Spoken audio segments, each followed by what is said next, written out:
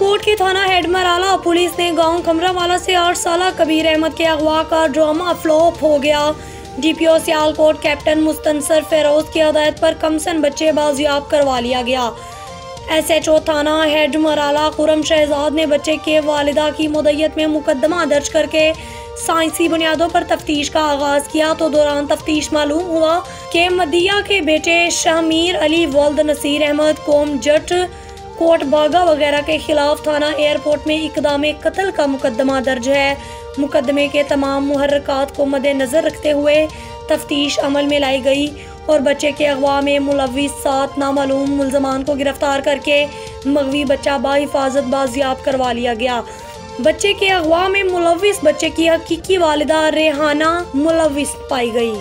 Police के मुताबिक बच्चे के वालिदा अपने मुखालफीन के खिलाफ मुकदमा दर्ज करवा कर अपने खिलाफ होने वाले मुकदमे को बराबर करना चाहती थी। एसडीपीओ सदर सर्कल इमरान अब्बास की जेर निगरानी थाना हेड मराला पुलिस ने जदीद टेक्नोलॉजी और पेशा वराना महारत को बरोए कार लाते हुए मुखालफीन पर झूठा मुकदमा दर्ज करवाने की गर्ज से रचाए गए अगवा के ड्रामे को बेनकाब करते हुए मुल्जमान को गिरफ्तार करके बच्चे को बाजियाब करवा लिया।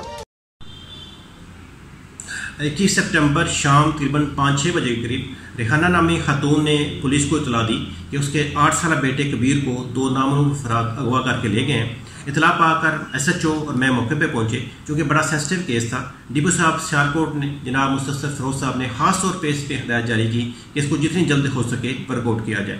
इस पर इन्वेस्टिगेशन करते हुए साइंटिफिक अंदाज से इन्वेस्टिगेशन शुरू की गई और अल्लाह का शुक्र है वो सारे जो फैक्ट्स थे वो सामने लाए गए। उसके मुताबिक रेहाना नामी खातून ने खुद ही अपने बेटे को प्लानिंग करके सुहेल और वसीम के जरिए अगवा करवाया और कहीं गैप कर दिया ताकि पर्चा करवाकर अपने मुखालफों पे अफेयर करवा के जो ऑलरेडी इनका मुकदमा चल रहा है उसमें उनको सुलह के लिए मजबूर कर सके।